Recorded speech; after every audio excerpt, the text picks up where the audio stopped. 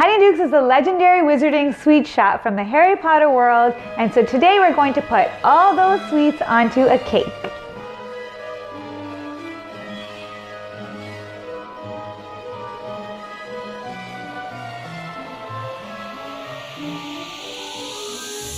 I love Harry Potter, love Harry Potter, and I love the whole wizarding world, and I cannot believe to date I have yet to make a Harry Potter cake.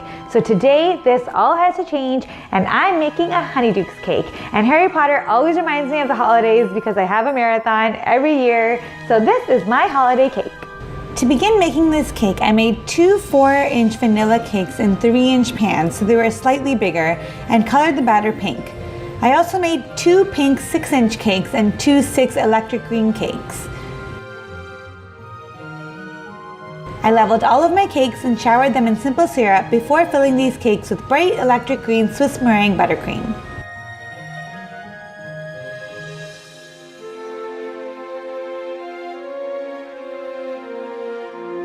For this cake, I used my acrylic boards to help me have really straight edges. To do this, I placed one of the boards down first, then added my cardboard cake board to it using a little mat in between and underneath so that my cake wouldn't move around, and then built my cake on top.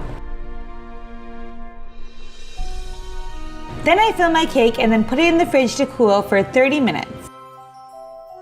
I have read each book at least twice, maybe 3 times, and I think J.K. Rowling is a literary genius. I love the wizarding world, and I'm so excited that she's coming out with another book, and I'm definitely one of those people who were really upset when they did not get a letter when they were 11, and I am still waiting.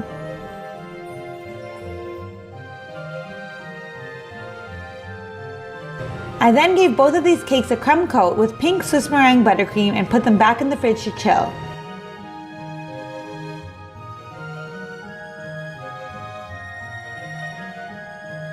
I'm not gonna lie, covering 4-inch cakes are my worst nightmare, especially this one because it was so tall, but just do the best you can. I really wanted a Harry Potter themed wedding, but my hubby really wanted a Star Wars themed wedding, and I'm not much of a Star Wars fan, so I quickly vetoed that option, and we ended up having a Winter Wonderland themed wedding. Really, it was a Frozen themed wedding. I've never even made a Frozen themed cake. What is the matter with me? I then iced the top of the cake and put my acrylic cake board on top with some parchment paper in between cut to the exact same size as the board. You can stick the parchment paper to the board with some icing. I then used 2 bench scrapers to push the boards to the center so that both the top and the bottom boards are aligned. You can use your leveler here to make sure that your cake is leveled before beginning to ice the cake. Fill in the sides of the cake with icing and use your bench scrapers to scrape down the sides, lining the bench scrapers with the top and the bottom boards as you go around. Fill in any holes and do this again until you get perfectly smooth sides.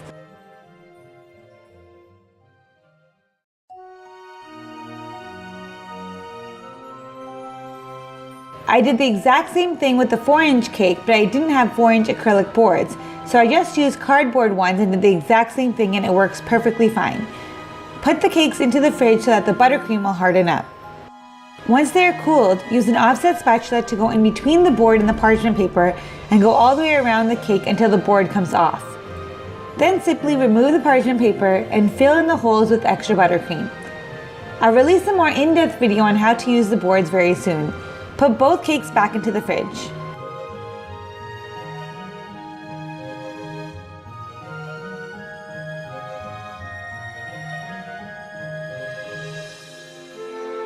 I may not have had a Harry Potter wedding, but you know what I did have? A Harry Potter bridal shower, and it was awesome. We played Quidditch, we sorted everyone into houses. It was so much fun. I loved it, and of course, I could not resist making my own desserts from my own shower. I made fizzing wizzbees, chocolate frogs, cockroach clusters. I made mandrake cakes, butterbeer cupcakes. It was so, so good. But the one thing I didn't make, just because it was too much time for me on my own shower, was a cake. So it's about time. To make the stripes on the bottom tier, I used the wax paper transfer method that I learned from Jessica Harris in a craftsy tutorial, and it works so well. I first cut out a piece of wax paper to the exact height of the cake and put it aside while I made the stripes. I colored the fondant the colors of the Honeydukes logo, which are light pink, bright pink, lime green, and darker green, and then began to roll out the fondant to make the stripes. I used my roller here to make these, but you can use a ruler and X-Acto knife for this as well. Cut out many stripes of each color and put them aside.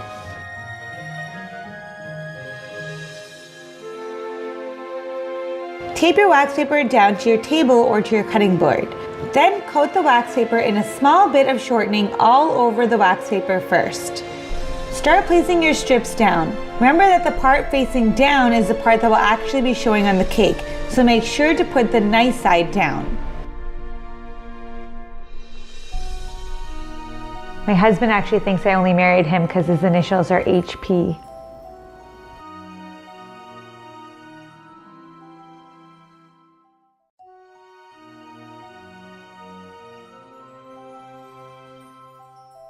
Line them all up in the appropriate order and trim off the top and the bottom with an X-Acto knife.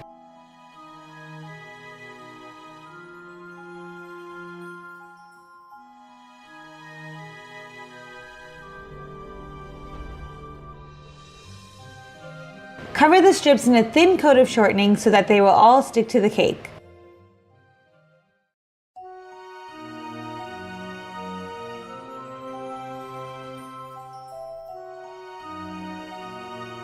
Remove the tape and with both hands, carefully lift the paper and line it up with the cake, pressing your stripes down to ensure that it sticks to the cake. I use my fondant smoother here to help.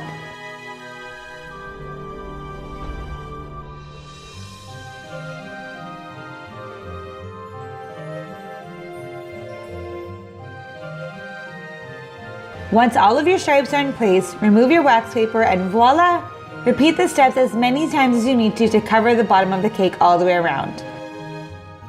It probably won't be exact at the back, so just make sure that that side is your back side.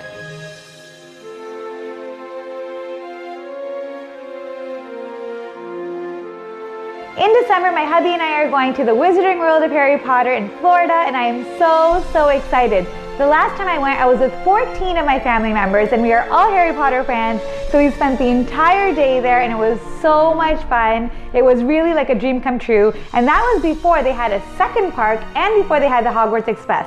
So needless to say, I am going to be spending the entire day there, running around, buying everything in sight. I am so excited. I then had to make some Harry Potter specific Honeydukes candy, obviously.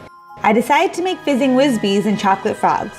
For both of these, I bought the molds online, one of a fly or a bee, I'm not sure what that is, and the other of tiny frogs. They have big molds for frogs too if you want them. I filled in the mold halfway with some melted candy melts, and then filled it with some pop rocks so that it fizzes in your mouth when you eat them. I then attached my lollipop sticks before putting on the remaining chocolate.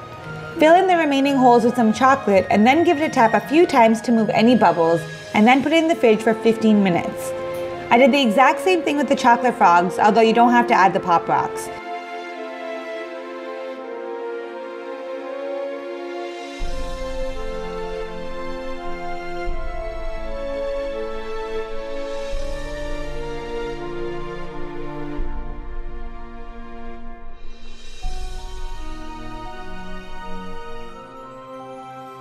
Once they're cool, they should just pop right out very easily.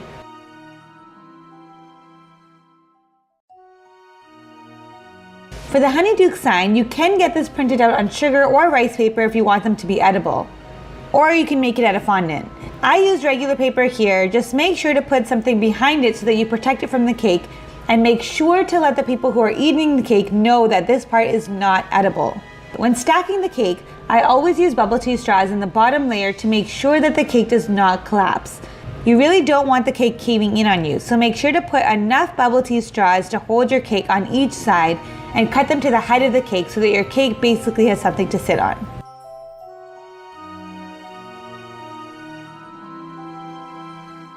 Oculus Reparo. No wonder I never got my letter when I was 11. Now it's time to decorate this cake, and I got all of these items from a local bulk candy store. So I got my version of acid pops over here. I got these, I don't know what these are called, and some regular lollipops. I have obviously our chocolate frogs, I have our fizzing wizzbees, which you could also make into fudge flies if you just didn't put the Pop Rocks in. I have our Gringotts Gold chocolates. I don't know if that's actually a thing, but it is today.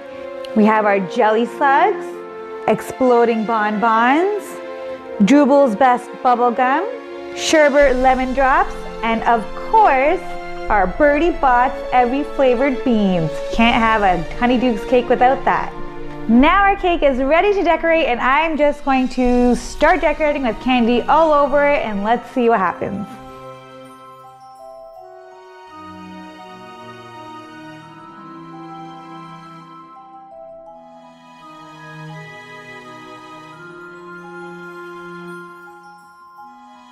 For all you other Harry Potter fans out there, there is like a 1000% chance that I will be making another Harry Potter cake at some point. So if you want to see anything Harry Potter related, please let me know in the comments below what I should turn into a cake.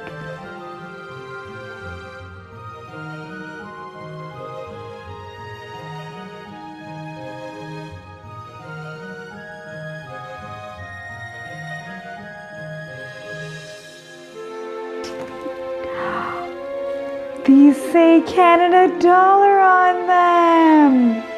These aren't Gringotts Gold. Okay, well, whatever. We have wizards in Canada too, okay? They're going on the cake. I don't care.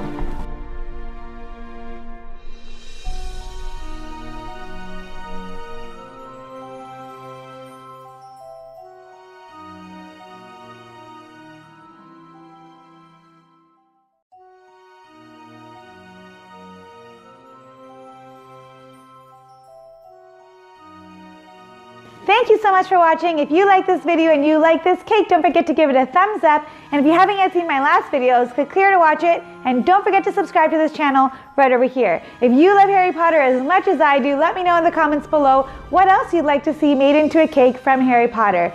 Thanks for watching, guys. I'm so happy with this cake and so happy that I finally made a Harry Potter cake. Woo, Harry Potter, and I'm off to Harry Potter World. Bye.